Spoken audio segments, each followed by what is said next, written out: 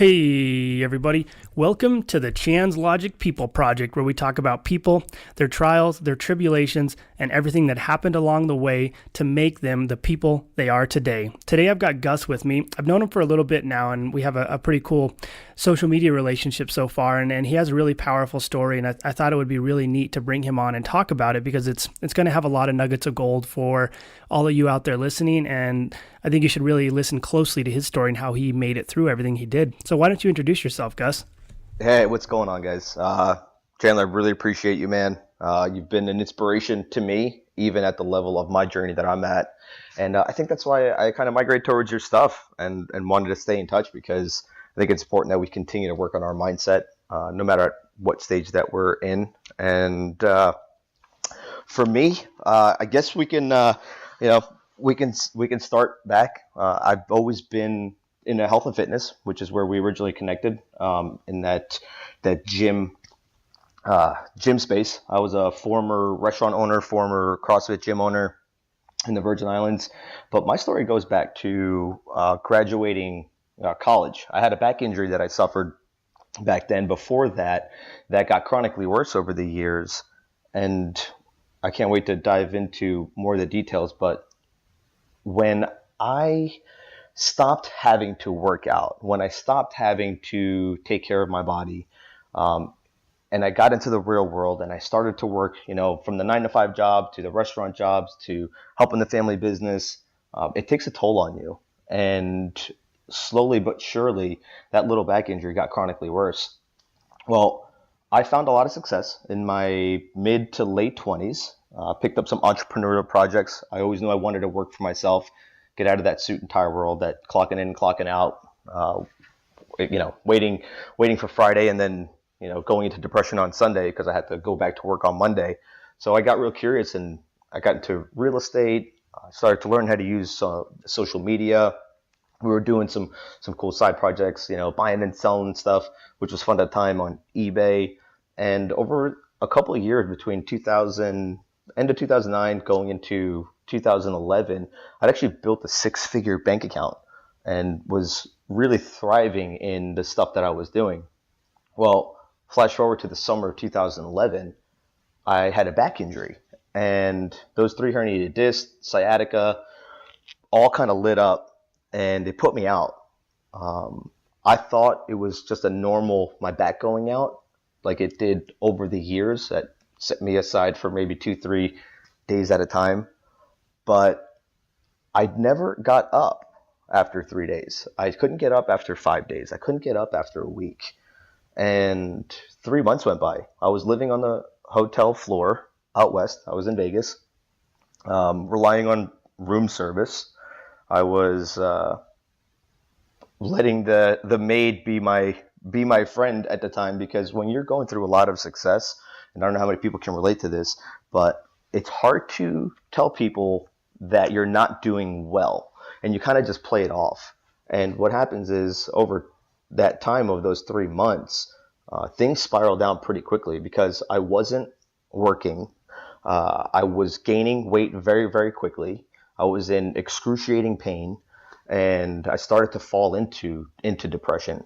And when the money in my account started to dip to a certain point, it started to get me to freak out because I wasn't doing anything to bring money in that moment. I didn't have any kind of residual income. It was always, from the work I did and the projects I was on and the deals I was flipping. And when I wasn't doing that, it wasn't coming in. I found out my mom was having a little bit of a hard time with her health back at home in Florida. She owns a family business that was struggling because of her health and her not being there. So I was doing as much as I could to send money home. I was doing as much as I could to take care of myself. And before I knew it, I was almost down and out. Whatever little bit I had left, which at the time, $50,000, $60,000, $70,000 was not a lot of money to me. But when I got down to that kind of a point, I didn't know what else to do. I could barely walk for more than a few minutes at a time. I literally got into gambling, and I never did that before. I never had that desire or that thing, but I didn't know how else to try to make some of that little bit of money back, or a lot of bit of money back. And I ended up gambling away almost $50,000. And I look back, it was probably even more. And that was kind of the end of it for me. I started to borrow money from people who knew I was doing really well, that didn't know I was in a bad place.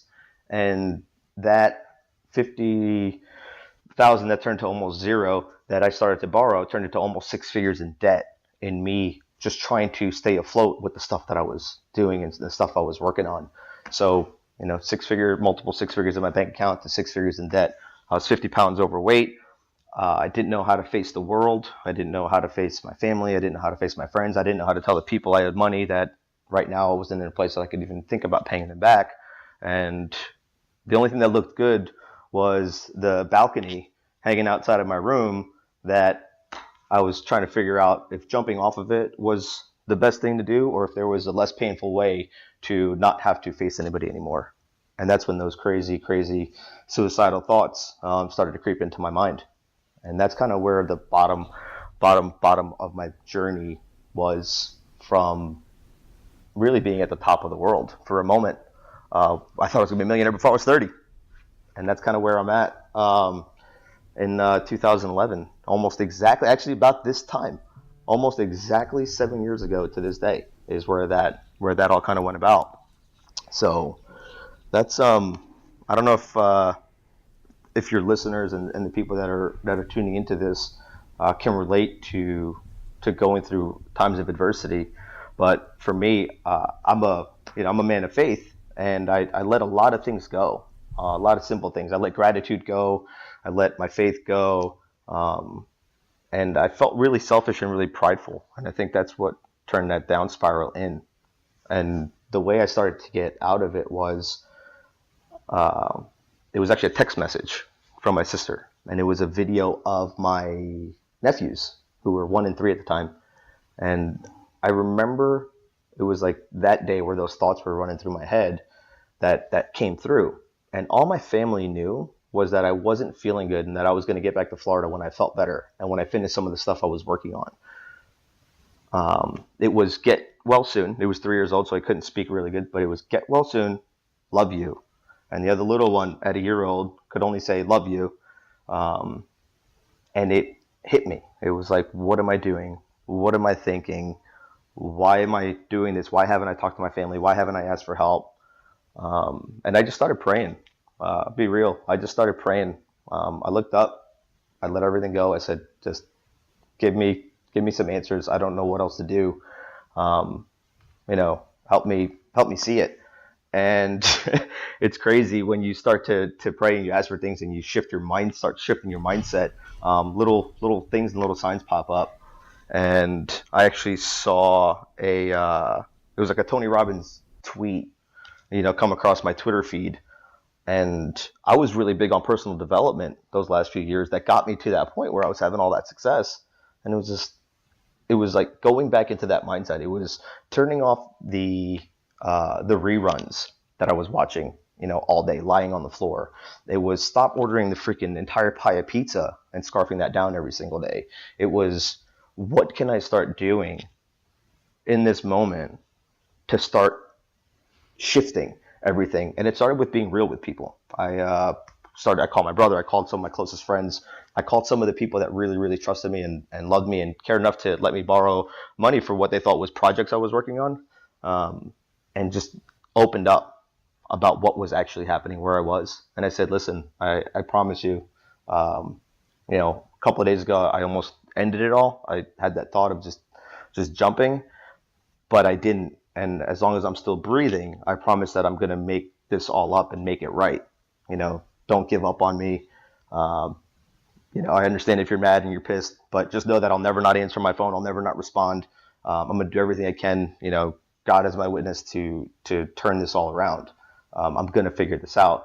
And it started with that mindset shift, my prayer, being honest and open with people, taking that very next step and going into gratitude and being grateful for everything that I had in my life. It was grateful that I could see, that I could hear, that I could eat, that I could smell, that I had a roof over my head, that I had food on my plate, and as bad as the pain was, as much as it hurt physically, as much as the finances, were a shamble, as much as my health was literally out the window, I had a lot to be grateful for that I realized in those times of adversity.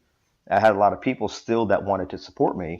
I became grateful for the people that left my life when I didn't have the money and the fame and all those flashy things going on, because it opened up room for me to really realize who's there, who cares, and who my rocks are.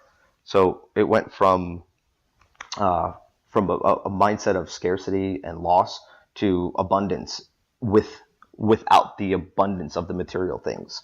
And what could I do with what I have? That was it. Every single day, it was a new day. It was, okay, what do I have? What can I do with what I have? What's that very, very next step I can take? What's that very, very next thing I can do? And I got back to the positive thinking, got back to positive posting. I got, back into the personal development. And as soon as I could get on a plane, I flew back home, surprised my mom right before her birthday, which was on October 10th, coming up again. And I said, I'm here to help. I'm here to figure this out. I sought out chiropractic help for my health. I didn't want to have the back surgery. I was supposed to have back surgery. I took over as many things, responsibilities at the restaurant, the family business that I could to help my mom, and get that place going back on its feet. Save the house, save the restaurant, take care of grandma, moved in with mom. And I went to work for food, and I went to work on me. And it's amazing how when you change the way you look at things, things start to change the way they look. And I started to see, the light at the end of the tunnel when I opened up to the people that had helped me in the past, that really, drove me into success. I started to get myself back around those people. And I said, hey, I don't know where my life is going. I don't know what it's doing, but, what can I do to help you? And I got into this very, very servant mindset of, I can't give money anymore, and maybe I can give a little time, but how else can I add value? How else can I give? How else can I go? And I never burned any bridges. I always gave as much as I could with whatever I had. And that's how I started to find the life that I have now, is in those little moments, small changes add up to huge results. And I focused on my health. I was getting really passionate about feeling better and working on that. I found CrossFit, I found chiropractic, all these little things that taught me how to take little steps into getting better and into growing. And that's when, that was 2011. Come 2013, that's when opportunities started to open up. It took 2 years for me to get to a point where really doors started opening, and I was ready for that change. My mom was good. The restaurant was healthy again. Grandma was good. Everybody was good. And all of a sudden, people started to reach out. I had network marketing opportunities come up. I had business opportunities, for some side projects that people were working on. And then the one that really struck me was an opportunity to open a gym in the Virgin Islands. And I was like, I don't know how I'm going to do this. I got no money. I'm still 6 figures in debt. But I'm super passionate about CrossFit. I'm in the midst of my transformation. It's time for change. I know that change equals growth for me. Every time I made some big shifts, big jumps, like the most growth happened. And I took a huge leap of faith, got certified in CrossFit, opened up a gym over in St. Croix, which is still there today. In 2013, I started my network marketing journey, which is another thing that played a big role for what I'm doing. And I actually, I know we're not in the gym business anymore, but, I took what I had in that little space, built it around community and service, outgrew it in 6 months, expanded into a bigger space in January 2014, which is the current space that's there now. And as it grew, other opportunities started to come about, and I started to put a lot on my plate. Flash forward 2015, it was the first time where I was kind of stuck between making money and having time, because in the industry where income is linear, you're trading time for money. Even though I owned my own business, my business owned me, and I didn't have the time. I was either skipping time with family and friends that I wanted, or and making money, or I didn't have the money to do the things that they were doing. And it was this constant seesaw over those couple of years. And that's when I looked into additional streams of income. I started to do stuff online through affiliates, through network marketing, building online, coaching platforms. And that's where, when the little side projects I had started to take over, they led me into that lifestyle of freedom that I really, really desired, while still being able to help people. And, I sold my gym the summer of 2016. Took me almost a couple of years, about a year and a half to build those little, part-time businesses to turn into full-time incomes. But, as you know, Chandler, when you're out of that business and owning that business, a good 60 to 80 hours free up in your day. And it just opens up a whole lot of opportunities to do a whole lot of other things. So here I am now today. I just moved to Texas. I've been traveling the last 2 years since I sold my box. And I'm totally open to going deeper into any part of that, answering some questions, because I feel just super grateful to be here, man, to be where I'm at, and to be able to serve and give as much value to you and your audience as I can through this. Yeah, I think that's a great story. A lot of transformation, a lot of powerful thoughts, a lot of the ability to change your thoughts and adjust your dynamic, and to take yourself out of the idea of being like the endless victim and turn yourself into the person who can make the decisions and make the life that they want to live. So I think it's pretty incredible. And we often look at the way our mental health works is we have one thought, and that thought will compound itself and become multiple either positive or negative thoughts, and that'll create and plant the seeds for how you're going to feel, think, and react in the future. So as you were going through the state of depression, and as you were basically snowballing downward, talk to me about the emotions you were feeling and the compound effects of those emotions. It was pain, a lot of pain, physical pain, mental pain. And what I was learning was like depression was coming from the feeling of loss from the past. Depression is developed from where we were, what we had, and where we're not, or where we thought we would be. And that's where that depressing state is. Man, I'm not where I thought I was going to be. I'm not where I should have been. I don't have what I could have had. And that's where the feeling was there. And what's crazy is depression and anxiety kind of go hand in hand, because anxiety comes from future thoughts, comes from what we're thinking ahead of. And it's like, man, what does my life look like looking forward? And that created anxiety when I started to look forward at like this dismal future, because of how I was feeling today and everything I had lost. And I think that's where the whole, those suicidal thoughts come in. It's, do I want to walk into that future? And that was scary. That was, I think, the scariest thing. And that's what that feeling is. And man, the only way out of it is to open up about it and to talk about it. Because if I didn't open up and talk to the people I talked to and wasn't honest and real, I don't know that I'd be here today. So, I think it's powerful what you're doing and having people share their stories, because it gives other people who might be feeling or going through the same thing or something similar, it gives them permission to start to open up and share theirs, because that's really the only way out. Yeah, exactly. I think that's huge. I think a lot of us think that we're alone in our journey and we're alone in the process that we're going through, and that nobody else will understand, or even worse, that they'll judge us. And so we keep to ourselves. And that, like I was saying earlier, and like you're saying here, that compounds the problem, creates the anxiety of what could happen in the future, and ultimately puts people into deep depressions and levels of mania just from the amount of thinking they do in their own thoughts. And the ability to express what you're feeling and display it and talk to people about it is powerful, because then you start to hear what you're saying externally, and you get to hear other thoughts associated with it. And I think it's the first step to healing and getting better. And like you were talking about, you got that text that kind of pulled you out of it from your nephews. It was get well soon and love you and all that. And so talk to me about that pivot shift. So you went from these terrible thoughts and these terrible ideas that were compounding each other, creating the anxiety. Then you get the text message. And so what were the feelings you experienced, and how did those pivot shift and create compounding positive or better thoughts for you? It's crazy, because like we're talking about it, and I'm feeling it right now again. And it's my kind of my theme for the year. It put me into the present moment. Like more than anything, it brought me to the present moment. And I was like, wow, like look at these two amazing little lives, right? They have everything. They have life ahead of them. I have family at home right now, like who literally loves me, is waiting for me. Like they're waiting for me. Like they can't wait to see me.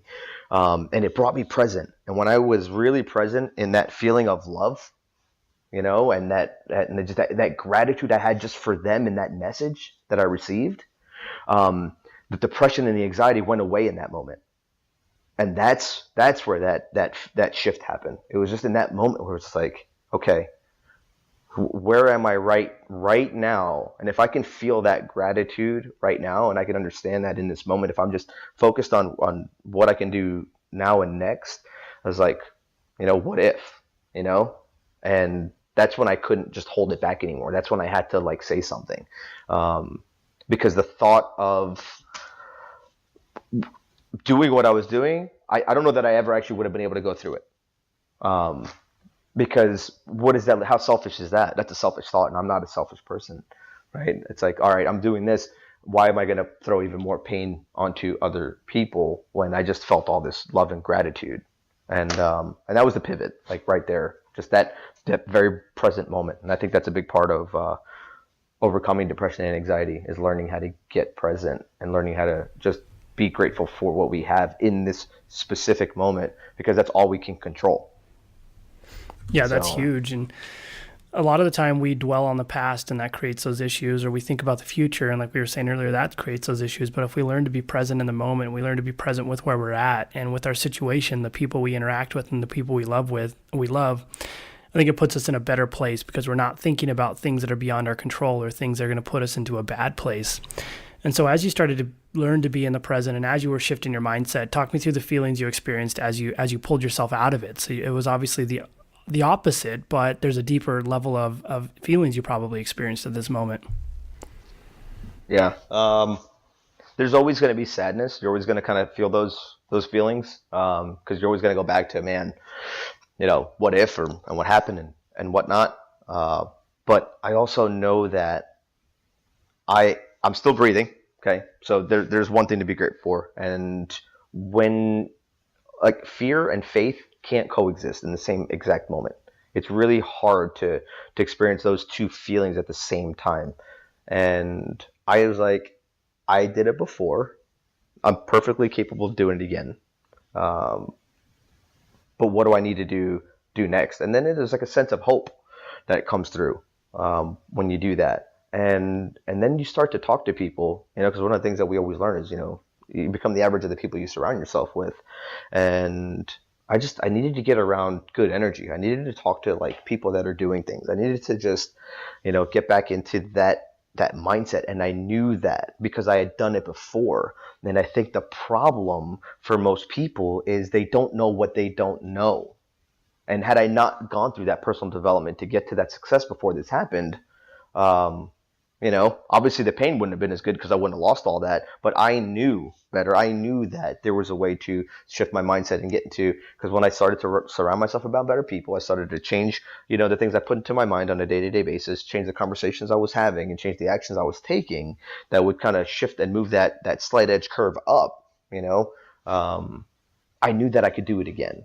And that's what I had to do. That's what I had to figure out again. And it was just, it's not easy when you don't have a lot of resources, but it's being resourceful with what you do have. What connections do I have? What family? What can I do next? What can I personally work on? On me. I can. And again, I'm going to go to my faith, because I could always be strong there in my personal development, and then my health. Like that, our health is the one thing we always have control over, no matter what's going on around us, no matter what. And I know that when you're not in good health, those feelings of pain are amplified.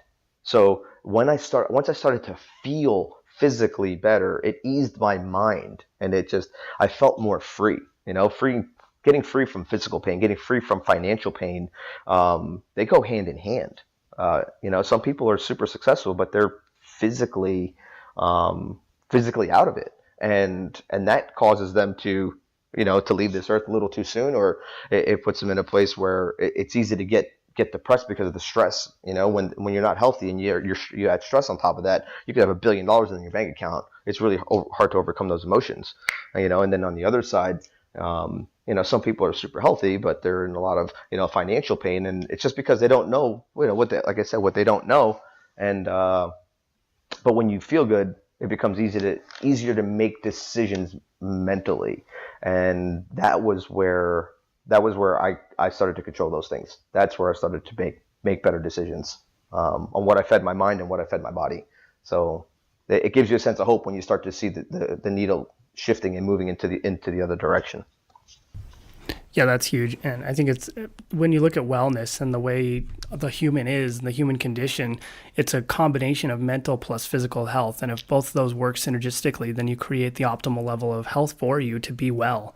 And it's more than just the guys like slamming barbells and doing all that on the TV shows. It's, do I feel great? And am I doing great in my physical activity? Are both these things combining to create the ultimate level of wellness for me? And so they come hand in hand. And when you look at that from even a scientific perspective, you're releasing endorphins, you're putting your body into a state to where it's going to perform optimally, or at least be optimal. So I think there's a lot to be said about that. So you mentioned personal development and how that helped you, or the courses or the personal development programs you went through that helped you as you went through all of these things. What are some of the things you learned, and what did you use as you went through this journey? Yeah. So Tony Robbins was a big part of it back in the day.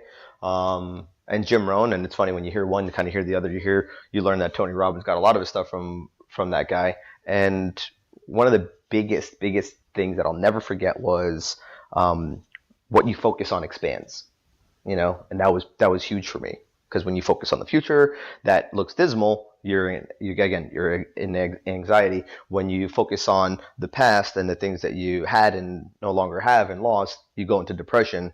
So I went from that victim mindset and the problem mindset into a solutions-based mindset. So I just started focusing on solutions. Acknowledgement, so big. Being honest and being real and being truthful with yourself and where you are is so big. And then accepting the responsibility for where you are solely, regardless of external factors. Take sole responsibility for everything that happens to you, because once you own it, you can control it.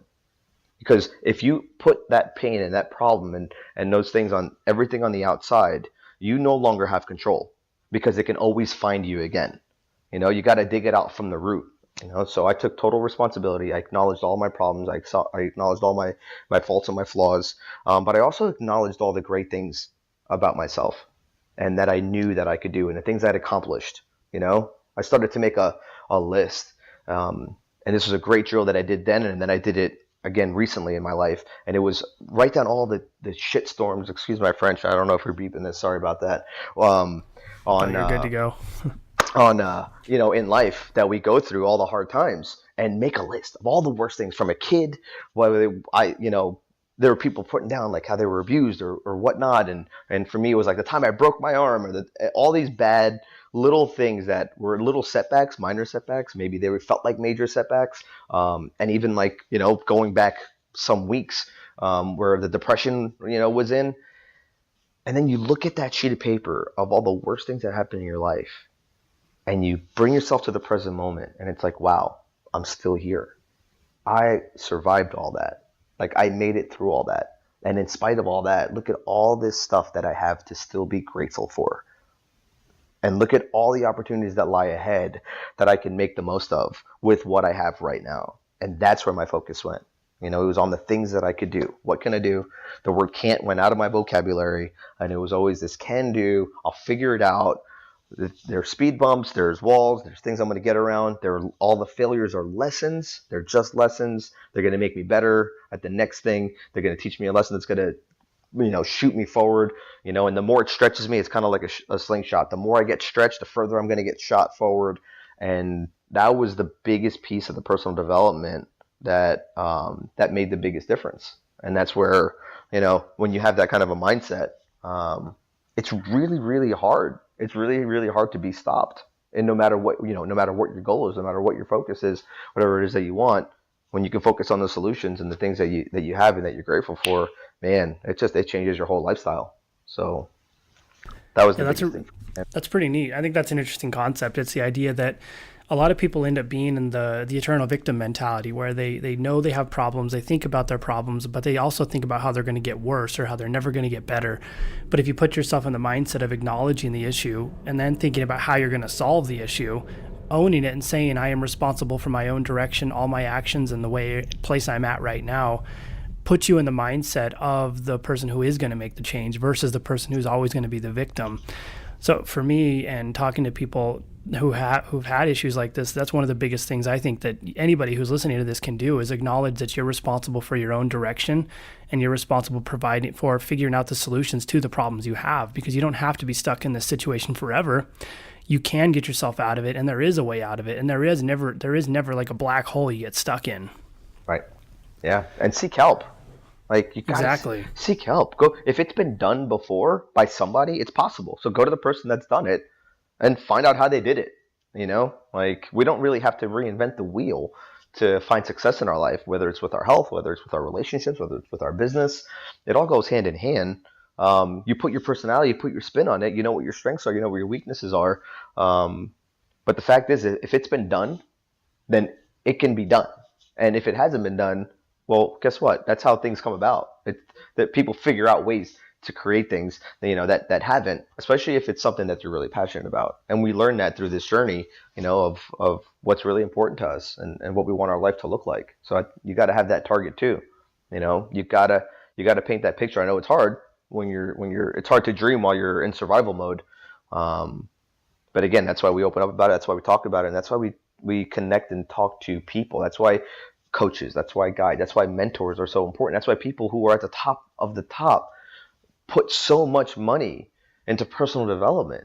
Some of my great friends and great business partners who are literally just crushing it at life spend more on personal development than they used to make over a 5 years period of time, working back in the day. You talk about hundreds of thousands, even sometimes millions of dollars that they put into personal development to keep themselves up, because when you get to those levels, new problems come around and you need to be at a new level of thinking to solve them, because that's all life is. Life is just solving the next problem, creating the next solution. We're always going to have them. They're always going to hit us. The goal is to make them different and make them better problems. Right? It's not the same problems that we want to keep having over and over again. It's because we're not growing and developing into the person to solve those problems. Because once we do, a new problem is going to come about. But you know what? My problem now is, shoot, I don't have enough time to make all these phone calls and meet with all these people today. Whereas 7 years ago, it was crap. I can't get off the floor. I got to figure out how to not jump off this balcony, right? So it's just a completely different problem. But there's always going to be problems that we have to face to get to that next level in our business, our life, our relationships, right? Yeah, I think that's huge. And look at those problems as it's fun. I have a new thing I'm going to try to get through. I'm going to figure out if it works. If it doesn't, that's okay too. I'm going to figure out why it didn't work and then fix it and adjust and make it like a game. This is the game of life that I'm playing, and I'm looking forward to the next challenge. I'm looking forward to the next issue, because if these things didn't get in the way, if there weren't roadblocks or there weren't issues, you would just coast through it. Everybody would get bored. We wouldn't have a good time actually getting through it, and life wouldn't be so dynamic. Yeah, I love that. Problems are fun. I say plateaus are blessings, right? That's right. I love that one, because I work with a lot of people in the health space, and they hit this plateau and they get all discouraged. And it's like, no, man, be excited. Like, you just got to the next level. It's like Mario, Brothers level 2. Now you gotta, you get a new suit, you got new problems, you get, new things, new tools that you need to get through the level. That's all it is. Your business is asking for a change, for growth. Your body's asking for change, for growth. Your relationship is asking for change, for growth, for new conversations. And that's those problems are fun, because they create solutions that put us to a better place in life. And the same thing with those plateaus. They're blessings, because they help us recognize that we do need to do something new and different. And new is always exciting. We always like that new thing that comes into our life, right? Exactly. I think it's huge, and it's a really neat idea and thought process to get into. I'm looking forward to whatever makes my life difficult next, or whatever my roadblock is. This is going to be a good time. So as you were going through and we were getting better and working through everything, you talked about how you had basically your health and your wellness, but then you also had your faith that drove you through. So what do you think was specifically about the faith that made it okay for you and that helped you get better and helped you push to the next level? Yeah. My whole life at this point is faith driven, like everything I do. And I've always been a man of faith. Always believed in God, and whatever it is that you believe in, whether you're spiritual or you have your own God. I do believe that we got to believe that there's something bigger, something greater out there. Miracles don't just happen out of thin air. And for me, when I let my faith lead me, I didn't have any worry because I always believe that God, he lets us grow through things, not to destroy us, but to build our character. To test us to see how much we really want, that thing, how important that thing really is to us. And I don't feel like we get put into those situations intentionally. I just feel like we're equipped with everything that we need to get through and grow through those situations. So when I put that first, it was always like number 2, 3, 4, 5 on my priorities list. God was always there kind of when I needed him. It was like, hey, God, going through some trouble. What's up? Haven't talked to you in a while. I'm here. And then you kind of leave him on the side. But when it took precedence and it went first, it bled into all the other aspects of my life. And again, that's where all these doors open, and these, people call them coincidences. I call these God's plans. And that's just, that gut feeling we have, that's a God's plan thing. It's okay. It's not a sixth sense. It's someone talking to you. It's like what to do. That feeling doesn't just come from anywhere. So that was me. That was how faith played a big role. Prayer, gratitude is how I start and end every one of my days. So that's big for me. Yeah, that's huge. I think a lot of people, and I've noticed this on my Chan's Logic platform, faith is a huge driver, and I see a lot of people allowing faith to lead them and putting them in a good place and helping them to become better and have something to look for and strive for. So when you talked about how you let faith lead you, how would you specifically define it leading you, and what did it do, and how did it get you to where you want to be? And can you put that into words? Yeah, the best way I can put it into words is with how I start each of my days. Outside of my prayer, when I'm praying and meditating and going through gratitude. But before I really step forward and start taking action, I always say, dear God, where do I need to be? Who do I need to see? How can I serve today? Use me. And we always have kind of a plan. Like we have a to-do list. We have a routine, things to go.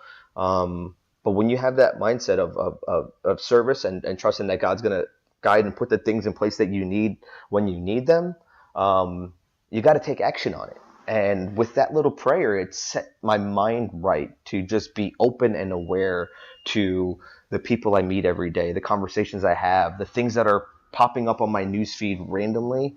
I don't think things happen randomly.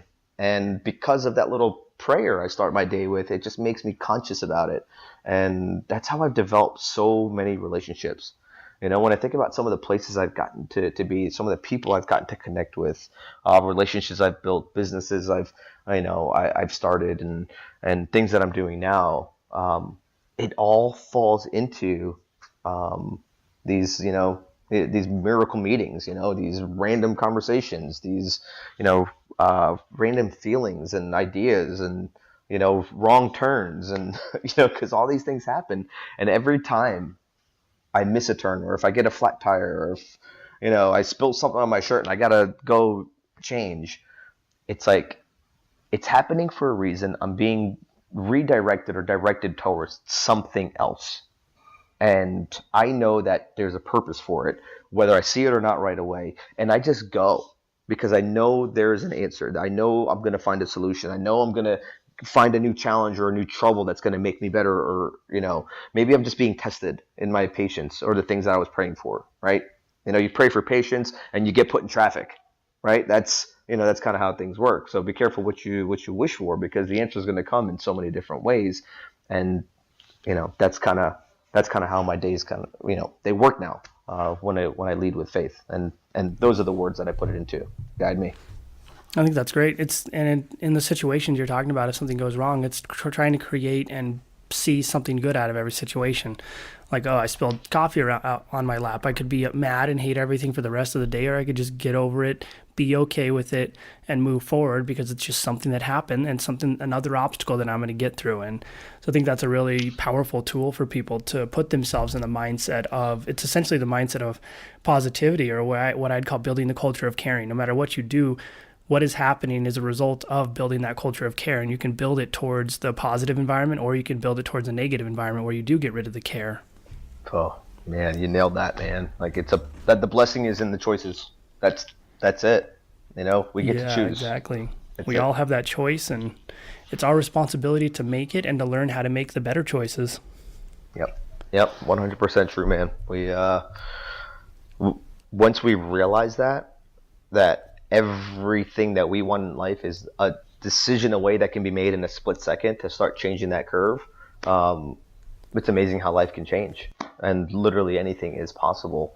Um, but what people don't know, they don't know, and that's why you do what you do, is to open people's minds to what's actually possible, what solutions they have, what resources they have, who they can connect to, and I think it's really great what you're doing, and I'm grateful to be here and to be chatting and to share part of my story that I hope relates and connects to somebody, and so that they know that there are answers out there, that it's not the end. If you're breathing, you've got a purpose, and let your mess become your message. Just know that it's being built towards something much greater, much more powerful. Because I just posted on my page, every seed of adversity, creates an equal or greater benefit, and that's a fact. And when we can accept that, and we can look forward from there, know that those of you who are going through the worst time of your life, guess what? You're being set up for the greatest time that you haven't even seen yet, if you choose to look at it that way and choose to make the decisions to start pointing you in that right direction.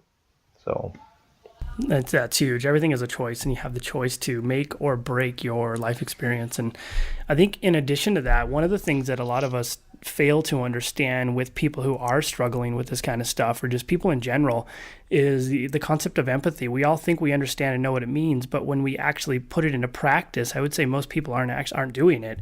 So, and it's the ability to say, I want to know what you're going through, and I want to try to put myself in your shoes, try to articulate and formulate an idea about how that could be manifested in your brain, and then interact with you because in that way.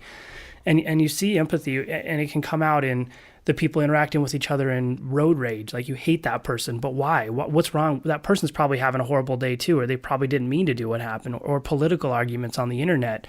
Like, maybe your opinion is great, but it's not the 100% end all be all. So you should try to understand what's going on in the other person's mind, and at least interact with them and show some compassion for the way they think and feel.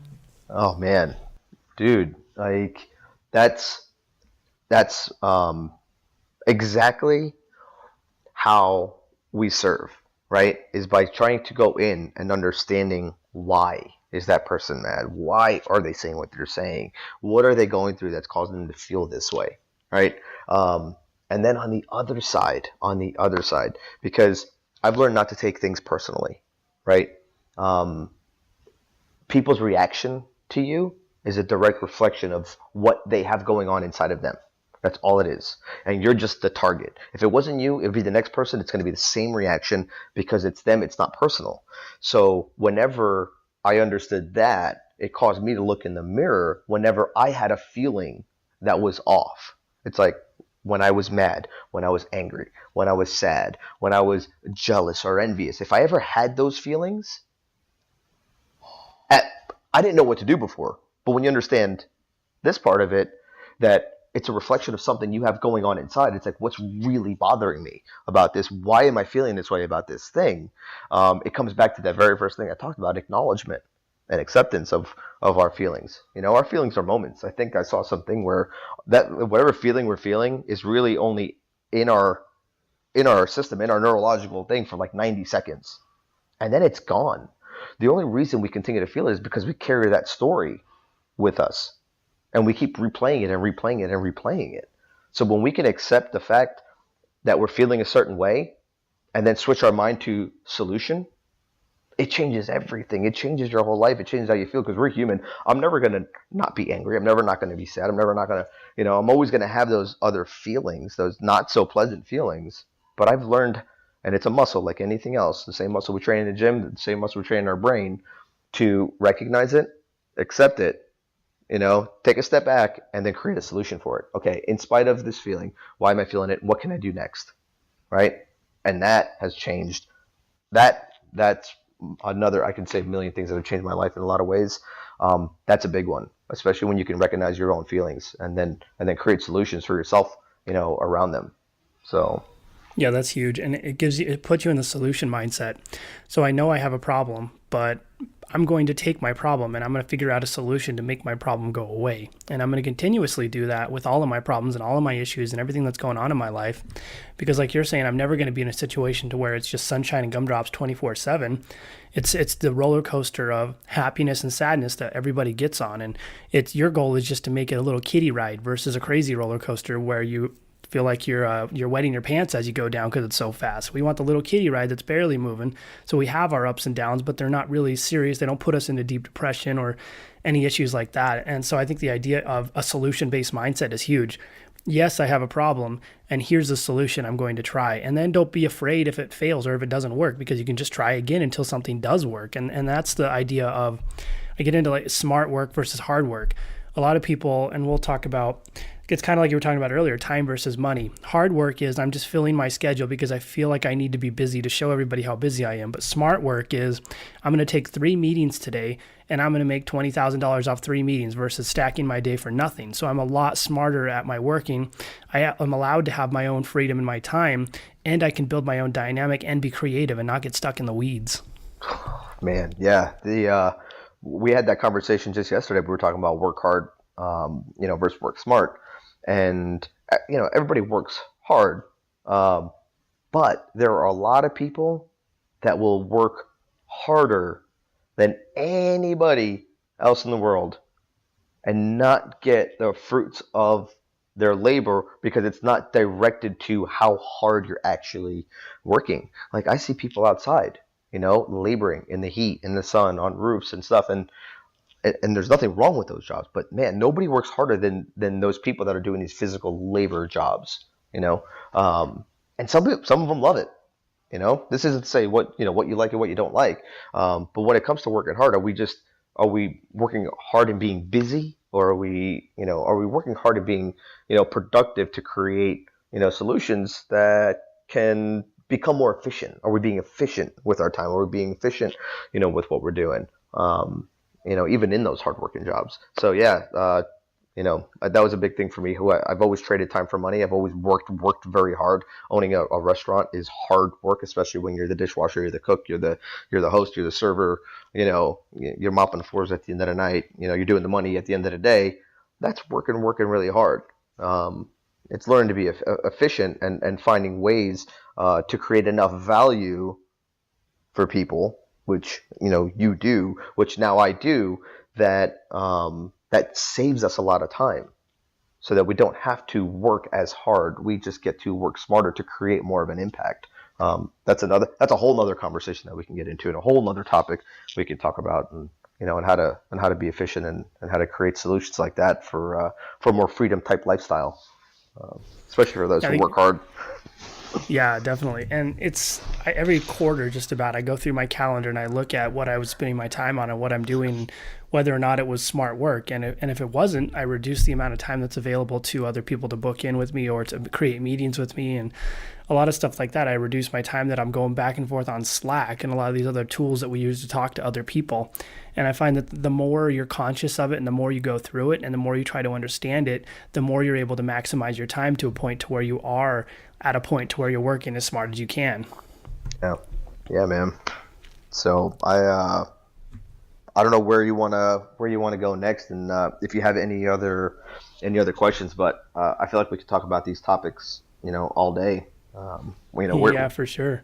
So I think we've had a pretty good conversation so far. We went through a lot of stuff. I like to write notes, and I wrote like 2 pages of notes, which is always fun. So just talk to me. What are you doing today before we wrap up? Yeah. So I mean, today specifically, my business is all online now. I've completely separated myself from the brick and mortar world of the restaurants and the gyms and stuff like that. I work in in the health and wellness space, through affiliate, through network marketing, and then creating online platforms for large volumes of groups, that pay a little bit each month to get the things and the solutions that they need for their life. I just moved to Texas to kind of set my roots it's a great state, great, positive, friendly, faith-driven people out here. Uh, as fun as the online world is, I also like to go into new areas around people that are doing some really cool things. And I've kind of surrounded myself with an awesome group of entrepreneurs here in Texas, and we're looking to just create more and make a bigger impact. And Texas just kind of felt central to all of us, where we came here to to do more stuff like this and to serve more people. So that's where I'm at.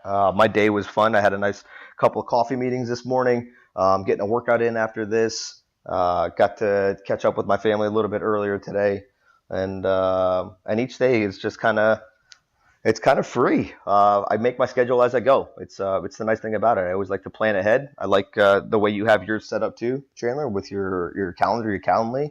You know when you're available for certain things, so that you can work in what's important to you and the other gaps of your day. Now that you're a new dad, and that's super powerful. So I take a chapter out of that book too, and it really helped me when you sent me that calendar before, and I was like, this is really cool. And I've actually adjusted my schedule to have more set times throughout the week where I'm being even more efficient, and it's been such a game changer than just being all over the place, because it's tough sometimes when you work for yourself from home to to get out of the chaos, especially when you're trying to help a lot of people. You kind of get pulled in all kinds of directions. We do it because we want to and we choose to, but when you can organize it, it becomes more efficient, and you maximize the value that you get in those moments. So thanks, man. I appreciate you. Yeah, that's huge. I think it's super helpful. And you bring that calendar link in up. And if someone asks me and I can book things in, I book myself on my own calendar, because I know that's what I set to be available. And it's big. And if I build a system around that and I only use that calendar for what I'm available for, and I don't try to sneak people in, it puts me in a position to where I've organized myself, I've created a system around myself, and I can continue to follow that system versus trying to break it all the time. Yeah. Oh, man. That's awesome. No, that's really awesome, man. Especially now, man, you got a lot more time that you got to plug in, because family's important, and the fact that you get to be present and make those decisions is really cool. Yeah, that was one of the biggest factors for me recently in reevaluating my time, is having the kid and wanting to be available in there. And I didn't want to put myself in a situation to where you're not there for your child, and you're not there as much as you want to be. And I wanted to be available as much as possible and be a dad who gets to experience the things a lot of dads don't get to experience. Like the other day, getting her shots. It dawned on me a few days later that a lot of dads don't get to go through that. It's in this traditional society. Modern times are getting better. The dads miss that stuff because they're at work, they're gone, they're doing whatever. So it's really neat and really special to be able to organize your life in a way to where you can be there, do the things you want to do, and live the life you want to live. Yeah, that's what I've become most passionate about with what I'm doing, because I've created that for myself. I've created it for a lot of people over the last few years, and that's what really drives me now, is to get up and say, who needs me, who needs to feel better, who's looking for more free time in their life. And that's where my whole heart of service goes into, is in those passion projects where I get to show other people how to do that now, and how to slowly do that. And nothing happens overnight, everything takes time. But again, when you set your mindset to the right place, you take the actions you can in the moment. You find a guide, a mentor, a person to kind of lead you and show you what to do next. The ball becomes put in your court to take the action, because if you do the work, you get the result. And the action piece is what most people they don't take advantage of. They don't want to do it. And we got to do the things that we don't feel like doing to create the life that we ultimately want. Especially on the days that we don't feel like doing it, because we're not going to be motivated every day. We got to decide what's important to us, what's our why, what drives us, what are our non-negotiables. And when you lay those out and you know what's important to you, you figure out a way to do it even when you don't. I don't want to go back on that surgery table. I don't ever want to feel the pain I used to feel. I don't ever want to fall back into depression. So I go to the gym and I eat right, because that feels good. I don't want to feel like I used to feel. And I actually don't love the gym. I don't love the pain I go through in those moments of it working out, but I love how I feel when I'm done, and I love that I don't feel like I used to feel. I love that I get to do what I want to do. I don't miss, clocking in and clocking out and having to ask permission to do the things that I wanted to do when I wanted to do them. I would rather work 60 hours a week in what I'm doing now than 20 hours a week on somebody else's clock, and fortunately I get to work 20 to 25 hours a week now and then create the rest of my day and schedule very intentionally. But it took work. It took doing things on the days and the times that I didn't feel like doing them to get to the point where I'm doing the things I want to do when I want to do them. And we continue to go through that, and we have to grow through that. And, having these conversations with people like you re-inspire that.